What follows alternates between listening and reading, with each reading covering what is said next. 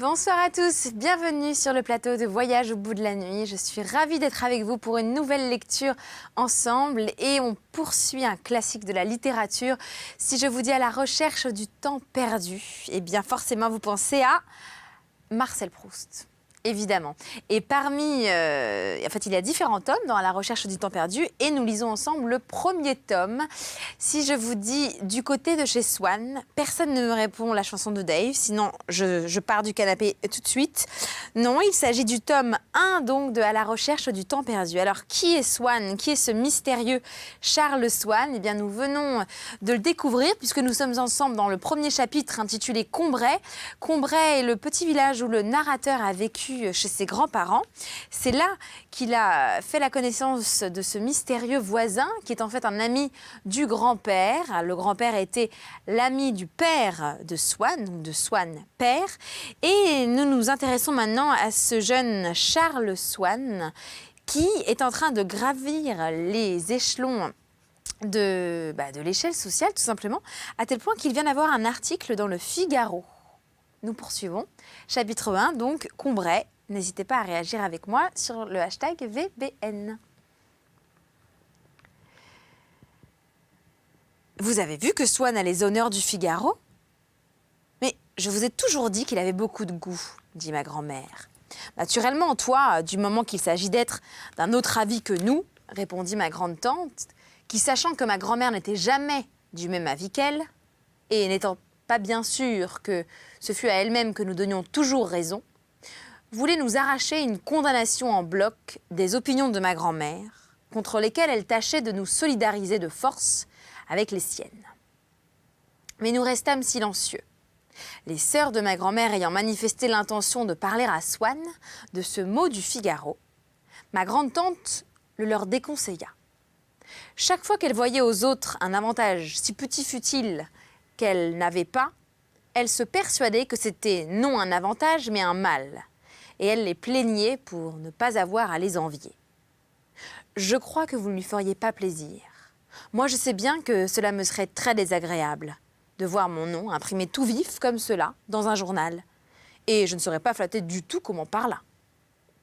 Elle ne s'entêta pas d'ailleurs à persuader les sœurs de ma grand-mère, car celles-ci, par horreur de la vulgarité, poussait si loin l'art de dissimuler sous des périphrases ingénieuses une allusion personnelle qu'elle passait souvent inaperçue de celui même à qui elle s'adressait.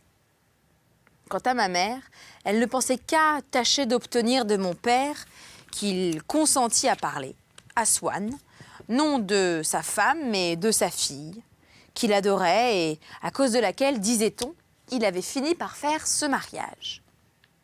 Tu pourrais ne lui dire qu'un mot, lui demander comment elle va.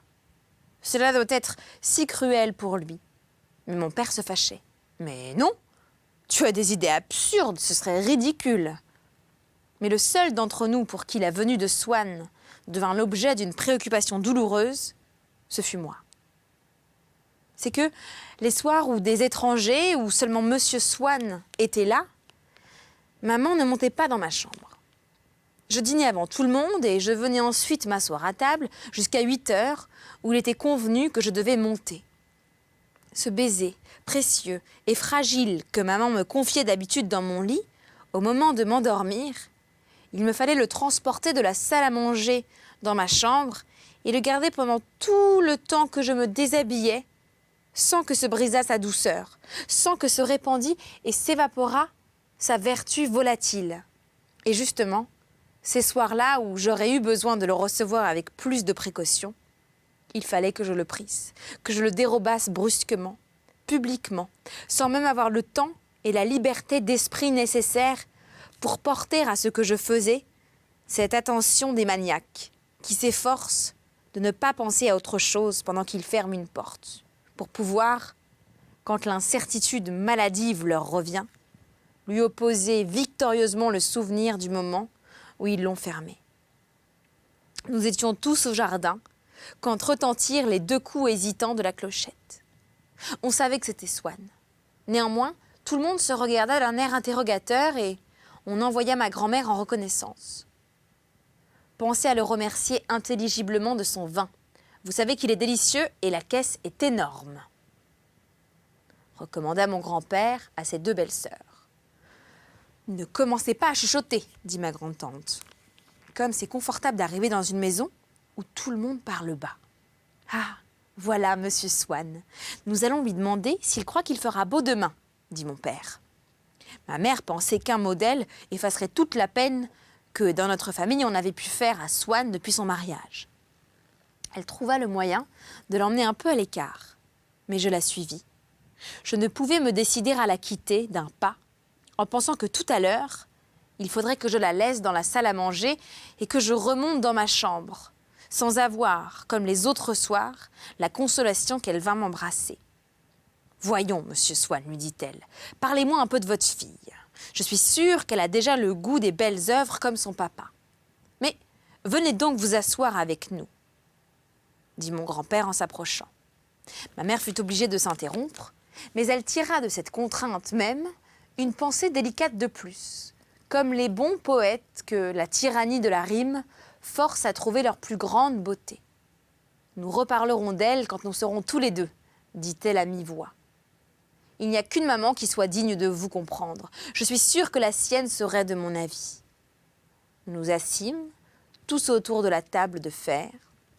J'aurais voulu ne pas penser aux heures d'angoisse que je passerais ce soir seule dans ma chambre, sans pouvoir m'endormir. Je tâchais de me persuader qu'elles n'avaient aucune importance, puisque je les aurais oubliées demain matin, de m'attacher à des idées d'avenir qui auraient dû me conduire comme sur un pont au-delà de l'abîme prochain qui m'effrayait. Mais mon esprit, tendu par ma préoccupation, rendu convexe comme le regard que je dardais sur ma mère, ne se laissait pénétrer par aucune impression étrangère. Les pensées entraient bien en lui, mais à condition de laisser dehors tout élément de beauté ou simplement de drôlerie qui m'eût touché ou distrait. Comme un malade, grâce à un anesthésique, assiste avec une pleine lucidité à l'opération qu'on pratique sur lui, mais sans rien sentir. Je pouvais me réciter des vers que j'aimais ou observer les efforts que mon grand-père faisait pour parler à Swann, du lac d'Audifray-Pasquier, sans que les premiers me fissent éprouver aucune émotion, les seconds aucune gaieté. Ces efforts furent infructueux. À peine mon grand-père eut-il posé à Swann une question relative à cet orateur, qu'une des sœurs de ma grand-mère, aux oreilles de qui cette question résonna comme un silence profond mais intempestif, et qu'il était poli de rompre, interpella l'autre. « Imagine-toi, Céline, que j'ai fait la connaissance d'une jeune institutrice suédoise qui m'a donné sur les coopératives dans les pays scandinaves des détails, tout ce qu'il y a de plus intéressant. Il faudra qu'elle vienne dîner ici un soir. »« Je crois bien, » répondit sa sœur Flora. « Mais je n'ai pas perdu mon temps non plus. J'ai rencontré chez Monsieur Vinteuil un vieux savant qui connaît beaucoup Mauban, et à qui Mauban a expliqué dans le plus grand détail comment il s'y prend pour composer un rôle. C'est tout ce qu'il y a de plus intéressant. C'est un voisin de Monsieur Vinteuil. Je n'en savais rien et il est très aimable. » « Il n'y a pas que Monsieur Vinteuil qui ait des voisins aimables, » s'écria ma tante Céline d'une voix que la timidité rendait forte et la préméditation factice, tout en jetant sur Swann ce qu'elle appelait un regard significatif. En même temps, ma tante Flora, qui avait compris que cette phrase était le remerciement de Céline pour le vin d'Asti, regardait également Swann avec un air mêlé de congratulation et d'ironie, soit simplement pour souligner le trait d'esprit de sa sœur, soit qu'elle envia Swann de l'avoir inspiré, soit qu'elle ne put s'empêcher de se moquer de lui parce qu'elle le croyait sur la sellette. « Je crois qu'on pourra réussir à avoir ce monsieur à dîner, » continua Flora. « Quand on le met sur Mauban ou sur Madame Materna, il parle des heures sans s'arrêter. » « Ce doit être délicieux, » soupira mon grand-père, dans l'esprit de qui la nature avait malheureusement aussi complètement omis d'inclure la possibilité de s'intéresser passionnément aux coopératives suédoises ou à la composition des rôles de Mauban, qu'elle avait oublié de fournir, celui des sœurs de ma grand-mère, du petit grain de sel qu'il faut ajouter soi-même pour y trouver quelques saveurs. « Tenez, dit Swann à mon grand-père, ce que je vais vous dire a plus de rapport que cela n'en a l'air avec ce que vous me demandiez. Car, sur certains points, les choses n'ont pas énormément changé. Je relisais ce matin dans Saint-Simon quelque chose qui vous aurait amusé. C'est dans le volume sur son ambassade d'Espagne. Ce n'est pas un des meilleurs, ce n'est guère qu'un journal, mais du moins un journal merveilleusement écrit. Ce qui fait déjà une première différence avec les assommants journaux que nous nous croyons obligés de lire matin et soir. Je ne suis pas de votre avis. Il y a des jours où la lecture des journaux me semble fort agréable. » Interrompit ma tante Flora pour montrer qu'elle avait lu la phrase sur le corot de Swann dans le Figaro. Quand il parle des choses ou des gens qui nous intéressent, enchérit ma tante Céline. Je ne dis pas non, répondit Swann étonné. Ce que je reproche aux journaux, c'est de nous faire attention tous les jours à des choses insignifiantes, tandis que nous lisons 3 ou 4 fois dans notre vie les livres où il y a des choses essentielles. Du moment que nous déchirons fiévreusement chaque matin la bande du journal, alors on devrait changer les choses et mettre dans le journal, moi je ne sais pas, les pensées de Pascal. Il détacha ce mot d'un ton d'emphase ironique pour ne pas avoir l'air pédant. Et c'est dans le volume doré sur tranche que nous n'ouvrons qu'une fois tous les 10 ans, ajouta-t-il en témoignant pour les choses mondaines, ce dédain qu'affectent certains hommes du monde, que nous lirions que la reine de Grèce est allée à Cannes ou que la princesse de Léon a donné un bal costumé. Comme cela, la juste proportion serait rétablie. Mais regrettant de s'être laissé aller à parler même légèrement de choses sérieuses, nous avons une bien belle conversation, dit-il ironiquement. Je ne sais pas pourquoi nous abordons ces sommets. Et se tournant vers mon grand-père. Donc, Saint-Simon raconte que Maulevrier avait eu l'audace de tendre la main à ses fils. Vous savez, c'est ce Maulevrier dont il dit « Jamais je ne vis dans cette épaisse bouteille que de l'humeur, de la grossièreté et des sottises. » Épaisse ou non, je connais des bouteilles où il y a tout autre chose, dit vivement Flora, qui tenait à avoir remercié Swann elle aussi, car le présent de vin d'Asti s'adressait aux deux. Céline se mit à rire. Swann, interloqué, reprit. « Je ne sais si ce fut ignorance ou panneau, écrit Saint-Simon. Il voulut donner la main à mes enfants. Je m'en aperçus assez tôt pour l'en empêcher. Mon grand-père s'extasiait déjà sur l'ignorance ou panneau, mais mademoiselle Céline, chez qui le nom de Saint-Simon, un littérateur, avait empêché l'anesthésie complète des facultés auditives, s'indignait déjà. Comment ? Vous admirez cela ? Eh bien, c'est du joli, mais qu'est-ce que cela peut vouloir dire ? Qu'est-ce que cela peut faire qu'il soit duc ou cocher, s'il a l'intelligence et du cœur ? Il y a une belle manière d'élever ses enfants. Votre Saint-Simon, s'il ne leur disait pas de donner la main à tous les honnêtes gens. Mais c'est abominable, tout simplement. Et vous osez citer cela ? Et mon grand-père, navré, sentant l'impossibilité devant cette obstruction de chercher à faire raconter à Swann les histoires qui l'eussent amusé, disait à voix basse à maman « Rappelle-moi donc le vers que tu m'as appris et qui me soulage tant dans ces moments-là. Ah oui, Seigneur, que de vertus vous nous faites haïr. Ah, comme c'est bien. » Je ne quittais pas ma mère des yeux. Je savais que quand on serait à table, on ne me permettrait pas de rester pendant toute la durée du dîner et que, pour ne pas contrarier mon père, maman ne me laisserait pas l'embrasser à plusieurs reprises devant tout le monde, comme si ça avait été dans ma chambre. Aussi, je me promettais dans la salle à manger, pendant qu'on commencerait à dîner et que je sentirais approcher l'heure, de faire d'avance de ce baiser qui serait si court et furtif tout ce que j'en pouvais faire seule, de choisir avec mon regard la place de la joue que j'embrasserais, de préparer ma pensée pour pouvoir, grâce à ce commencement mental de baiser, consacrer toute la minute que m'accorderait maman à sentir sa joue contre mes lèvres, comme un peintre qui ne peut obtenir que de courtes séances de pause, prépare sa palette et a fait d'avance de souvenirs, d'après ses notes. Tout ce pourquoi il pouvait à la rigueur se passer de la présence du modèle. Mais voici qu'avant que le dîner fût sonné, mon grand-père eut la férocité inconsciente de dire « Le petit a l'air fatigué, il devrait monter se coucher. » On dîne tard du reste ce soir. Et mon père, qui ne gardait pas aussi scrupuleusement que ma grand-mère et que ma mère la foi des traités, dit « Oui, allons, va te coucher. » Je voulus embrasser maman. À cet instant, on entendit la cloche du dîner. « Mais non, voyons, laisse ta mère. Vous vous êtes assez dit bonsoir comme cela.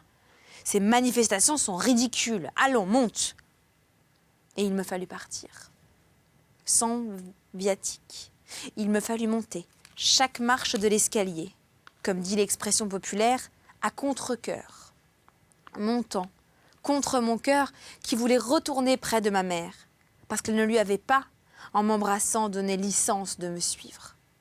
Cet escalier détesté, où je m'engageais toujours si tristement, exhalait une odeur de vernis qui avait en quelque sorte absorbé, fixé, cette sorte particulière de chagrin que je ressentais chaque soir et la rendait peut-être plus cruelle encore pour ma sensibilité parce que, sous cette forme olfactive, mon intelligence ne pouvait plus prendre sa part. Quand nous dormons et qu'une rage de dents n'est encore perçue par nous que comme une jeune fille que nous nous efforçons 200 fois de suite de tirer de l'eau ou que comme un vers de Molière que nous répétons sans s'arrêter, c'est un grand soulagement de nous réveiller et que notre intelligence puisse débarrasser l'idée de rage de dents, de tout déguisement héroïque ou cadencé. C'est l'inverse de ce soulagement que j'éprouvais quand mon chagrin de monter dans ma chambre entrait en moi, d'une façon infiniment plus rapide, presque instantanée, à la fois insidieuse et brusque, par l'inhalation, beaucoup plus toxique que la pénétration morale, de l'odeur du vernis particulière à cet escalier. Une fois dans ma chambre, il fallut boucher toutes les issues, fermer les volets, creuser mon propre tombeau en défaisant mes couvertures, revêtir le suaire de ma chemise de nuit. Mais avant de m'ensevelir dans ce lit de fer qu'on avait ajouté dans la chambre, parce que j'avais trop chaud l'été, sous les courtines de reps du grand lit, j'eus un mouvement de révolte. Je voulus essayer d'une ruse de condamner. J'écrivis à ma mère, en la suppliant de monter pour une chose grave que je ne pouvais lui dire dans ma lettre. Et c'est ainsi que se termine cette partie de lecture du côté de chez Swann, à la recherche du temps perdu. Eh bien, c'est l'œuvre de Marcel Proust. Je la poursuivrai dès notre prochain voyage ensemble. Alors d'ici là, vous pouvez vous rendre sur le site de D8 pour voir et revoir les lectures de Voyage au bout de la nuit. Vous pouvez aller sur la page de l'émission sur Facebook et puis sur Twitter. Vous tapez #VBN et puis vous commentez. Vous nous dites ce que vous avez pensé. Vous nous dites pourquoi cette lecture et pas une autre, une envie particulière. Je lirai vos commentaires avec plaisir. Et puis je vous retrouve très vite sur ce canapé que vous aimez tant. Merci à l'équipe artistique de Voyage au bout de la nuit. Merci à vous pour votre fidélité. Et je vous souhaite une très belle fin de nuit sur D8. À bientôt.